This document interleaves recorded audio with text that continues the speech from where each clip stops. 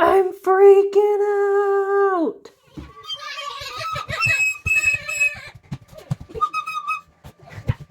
Hello and welcome back to my channel. My name is Becky Duff and I bring you bookish content and some life mommy stuff too every once in a while. My kids always end up jumping in the videos, so that's always fun.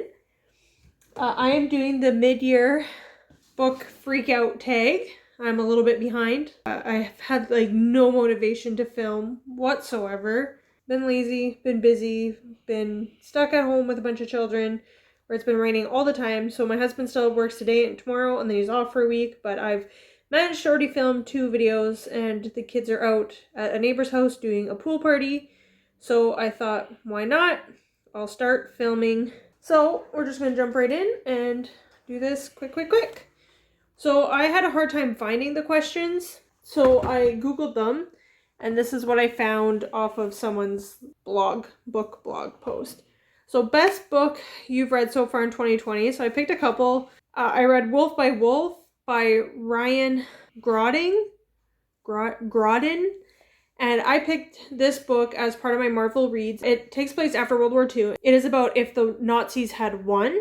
And there's this motorcycle race that I believe there's 20 people. There's 10 Germans and 10 Japanese that enter into this race. And the year before, a female was the very first female to unknowingly enter the race and win. And she got a chance to get close to Hitler. So this time they have a girl that they want to bring in to do this race and assassinate Hitler at the after party. But you have to win the race in order to do that.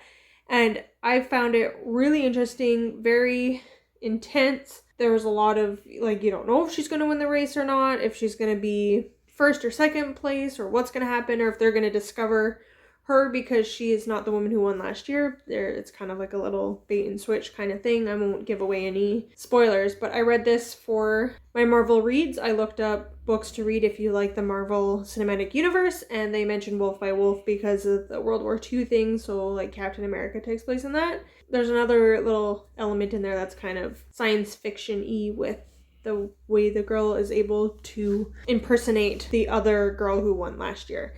So that was really good, and it was a surprising book. I wasn't sure what to expect by it. I'd never heard of it before, and I actually really enjoyed it. The best book you've read so far.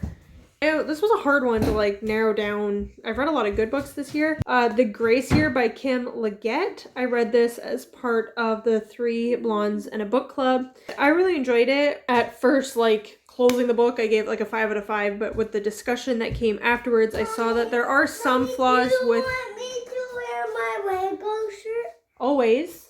I love your Lego shirt. There was some pacing issues and stuff like that, so...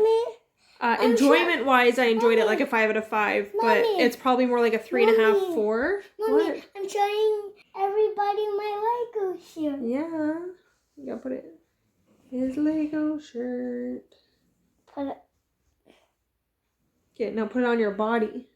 I'll show everyone I have it on. But I thought the Grace here brought up a lot of interesting points about what it is to be a woman, how men control like society and things like that, and try to control women's bodies and things like that, and how these women have these magical powers that is it on. Here's Ryland's shirt on his body. Yay! My video. No. Okay. Keep the subscribe button. You stand there, and I will show the people your dance.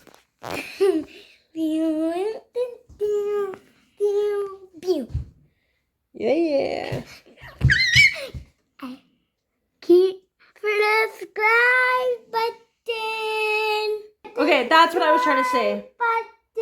I was talking about how these women, they say that women have this power. I think it's at the age of 16 until 17, so it's the Grace Year. They get sent away. It's kind of like Lord of the Flies meets... what was the other book? I can't remember the words I used to describe it. But they get sent away for this 1 year to get rid of all their magic. And then when they come back, like before they leave, they kind of get engaged. The guy chooses them. They don't have a lot of say in it, I guess.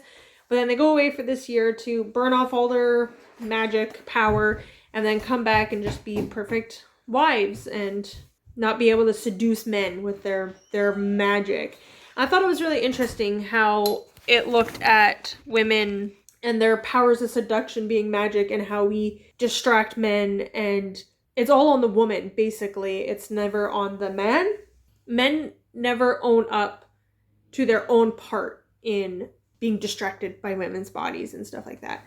But I thought it had a really good commentary. Anyways, I really liked it. The Grace Year, go check it out. It's, some people DNF'd it on like the discussion. Some people DNF'd it. Some people loved it. Some people 5 out of 5. Some people like a 2-star. But, you know, check it out for yourselves to see what you think about it. Like I said, upon finishing it, it was a 5 out of 5 for me. And I thought, and I'm not this big like feminist, read all these feminist books. Like I mentioned in another video, I didn't go to college or anything like that. I didn't join any like women's power groups or anything like that. I'm just kind of discovering what some of these things like that is talked about in feminism even mean and what I think about them and what it means to me. But I thought the Grace here did a really good job, and I guess it wasn't blatantly in your face, but it was clear enough that I got the message that I felt that the author was trying to say. Another book I also read or listened to, Scythe, with my husband, and we finally finished it. We started it like middle of February and finally finished it like a week ago. So beginning of July. Took us a long time to be able to listen to it, but we really enjoyed it. My husband said it was really good. Now he wants to go on to the next book, but that Scythe, the first in the trilogy, is the only one available for audio where we are without paying for it, and I don't subscribe to any like Audible or anything like that. So that's really frustrating, but Scythe has been a really interesting book and brought up a lot of interesting conversations for me and my husband as well. The best sequel of 2020 so far, I haven't really read any sequels besides the Ballad of Songbirds and Snakes, but I'm gonna say the Shatter Me series because I read that entire series between February and May. It's 10 books altogether, but it's 5 full-length novels and then 5 novellas in between the other ones where you get a different person's point of view. So that's probably the best one I've read this year because it's pretty much the only sequel I've read this year. New release, you haven't read yet but want to.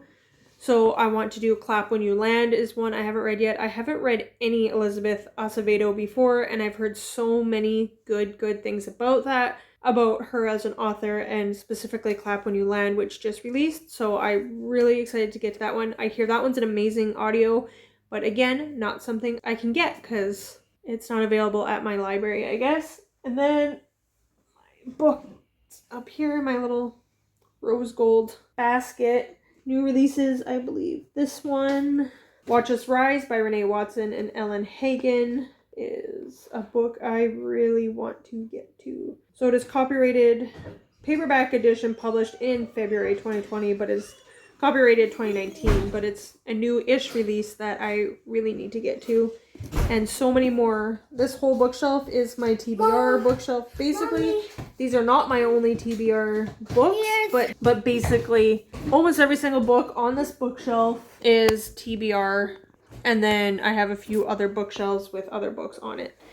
So anyways, Watch Us Rise, Clap When You Land. Most anticipated release of the second half of 2020. I don't have one. I looked up 2020 releases and there's nothing really that I'm excited about. Mostly just this. Biggest disappointment, I put The Here and Now by Anne Brashers, which I guess it wouldn't necessarily really be my biggest disappointment because I wasn't expecting anything out of it. So I guess I couldn't really be disappointed because it didn't meet my expectations because I had no expectations for it. I just thought, I guess it would have been better because she wrote The Sisterhood of the Traveling Plants and I really like those books. And then I also put in A Ballad of Songbirds and Snakes because I didn't think it was a bad book, but it wasn't as good as the trilogy, the Hunger Games trilogy, I find. But A Ballad of Songbirds and Snakes, I'm still not even sure how I feel about it, but just compared to the original trilogy, it's not the best, but it was still really interesting, and I was glad that I could dive into that book and into the world pre-Snow as a President. Biggest surprise, so the first book I read this year was Dr.Dolittle. And I just wasn't expecting it to, like, I wasn't sure. I try to read classics, but sometimes the language is really hard to get through, and just the time period and the language and the way it is written, it's kind of not something that we're used to reading, and I find it a little bit hard to understand or keep up with or to be engaged in it. I have a hard time reading classics, and I wasn't sure what to expect about Dr. Dolittle, but I really enjoyed it. It was really fun and funny, and I just liked it. Disappointing movie though. I went and saw the new Dr. Dolittle movie with Robert Downey Jr. and I was really sad about it. And I did my own reading / watching vlog and the difference between the books and the movies and my thoughts on that. So you can check. I'll link that down below and you can check that out. Little Men, which is, I guess, the question about the best sequel of 2020 would also be Little Men, because I listened to Little Women as a reread. I listened to it in December before the movie came out so that I could just be freshened up on it before going to watch the movie in December. And then I didn't know it was a trilogy and that there was Little Men and Joe's Boys after that. So I listened to Little Men and I actually really quite enjoyed that one. So that one would also be up there for best sequel of 2020. So that was a surprise. I wasn't sure what to expect of it and I really liked it. And then Grip by Kennedy Ryan is a book that I would not normally pick up, but it was suggested as another book club that is kind of on Booktube and floating around out there on Facebook and stuff like that. They were reading that as their romance pick for June. I was listening to it in May. So, and it's, like I said before, it is a Black hip hop artist, Grip, and his white manager, Bristol, and their relationship and how it, just the dynamics between the interracial relationship, and it was really interesting for me, and it was surprising because it is one of those sexier romance books that I don't normally read, so I kind of skipped through some parts of it, but that wasn't the major theme of the book. It just highlighted their chemistry and their desire for one another on that level, but there was so much more to the book. It wasn't just the physical sexual side of it. There was so much more to it, so I really, really enjoyed that. Favorite new author, I'm going to say Karen Slaughter. Basically every book I've read this year has been a new author except for Michael Connelly I have read, and then I've done a couple of rereads. I got this big stack of Karen Slaughter books I need to go through. I picked up a couple from my library, but some of them take place in Grant County series, and I picked up like the third one. So I've gone and bought the first couple from the Grant County series so I can read those. And then, I know you can't really see it, but the first Karen Slaughter book I think I bought was this Pretty Girls for 50 cents when I was with my mom in BC. So I have not dug into that one yet, but she is a very intense writer, but I do like her. Newest fictional crush. I wouldn't say I normally crush so much on people in books, but Grip from Kennedy Ryan. I mean, who doesn't like sexy Black hip hop artist? And the Shatter Me series, I did like Warren in that. At first you just think like he's this huge evil character and he's just like, there's no redeeming qualities about him. But what I really liked about the Shatter Me series is that the characters really do go through a development, like a growth, character change for the better through the 5 books and 5 novellas. You really see their growth and their development, and you learn about their backstory, and you can see why they don't appear to be the best people in the world at first, and all their flaws and everything like that. You really understand it, and you wonder how they could have any redeeming qualities about them whatsoever after the life that they've lived. So I just really like the character development in the Shatter Me series, and I really liked Warren's character in that. Newest favorite character, I also picked Juliet from Shatter Me for the same reasons, like I said, just her growth from being like this scared girl she's in basically solitary confinement in like an insane asylum when you first meet her, and she's basically going crazy, and you find out it's because of like everything that people have done to her. Just her growth and her strength as a character, and even her romantic decisions as she grows throughout the books and everything like that, and how she becomes a stronger, more independent person is really cool. I really like it. And I thought it was well done. And Citra from the Scythe, from the first book anyways, I thought her and even Citra and Rowan from the first Scythe anyways, and their development between the very beginning of the book and the end of that book, well as Scythe, the Honorable Scythe Faraday, I liked him as well. Book that made you cry. Summer Sisters made me cry. Even though I knew it was coming, it made me cry. the end. Book that made you happy, Dr.Dolittle, again, by Hugh Lofting. It made me laugh. I mention this all the time. The dog gives an insult to the pig and says, "You're just a hot piece of bacon." And I don't know why, it just made me laugh. It was funny. And I also listened to the audiobook of Fortunately the Milk by Neil Gaiman with my kids, like, just driving around in quarantine, needing to get out of the house, and it's still being like cold out and stuff anyways. So we listened to Fortunately the Milk, and that one was just really funny and goofy and silly, and I really enjoyed that one. Favorite book to movie adaptation you've seen this year? I haven't really seen one this year. I saw Little Women on December 31st, New Year's Eve of 2019, and that was a good one. And then beginning of January, I saw Dr. Dolittle with Robert Downey Jr., and it was highly disappointing, and I'm very upset about that. And I can't think of any other book to movie adaptations I've watched this year besides re-watching The Hunger Games while reading them. So that would probably be the best one I've seen so far this year. I can't think of any other ones I've seen. Most beautiful book you bought or received so far this year? So I bought Slay, and I'm just in love with this cover.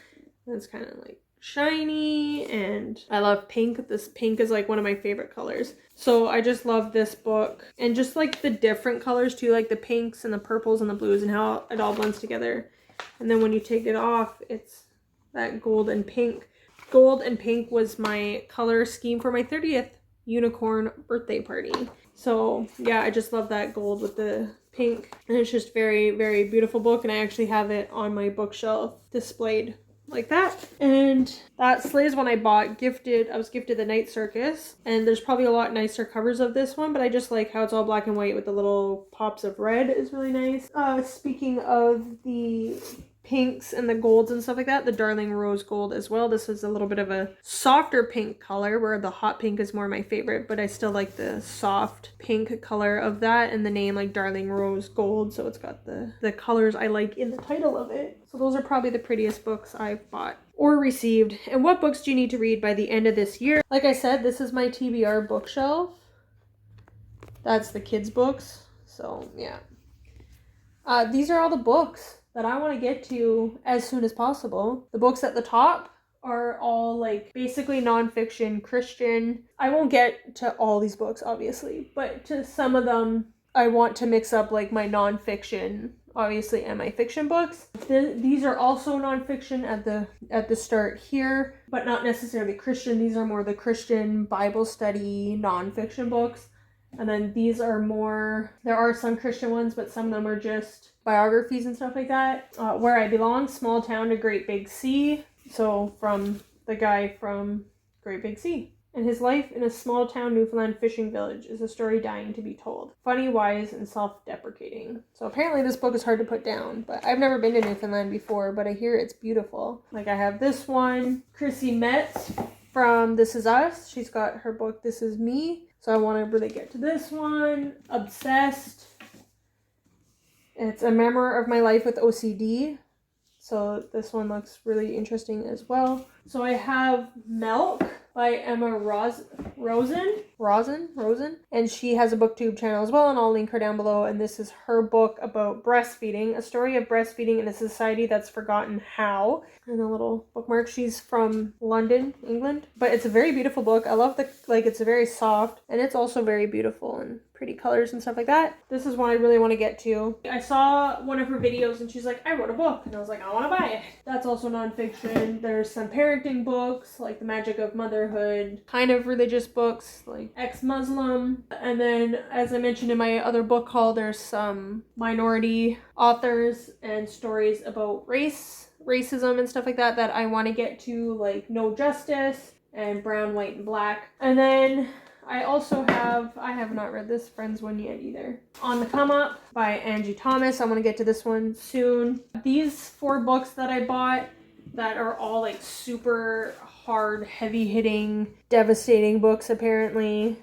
My Dark Vanessa, Darling Rose Gold, A Heart in a Body in the World, and then A Little Life, which is like super massive book, and all these books look really intimidating and very hard hitting. So I'm kind of nervous, and I'll probably not read them all in a row, break them up a little bit with some more lighthearted books.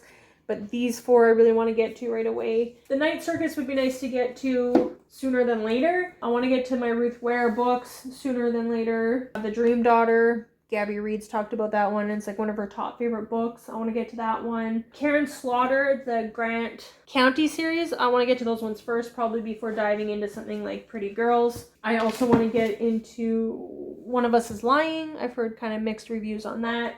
You by Carolyn Kepnes.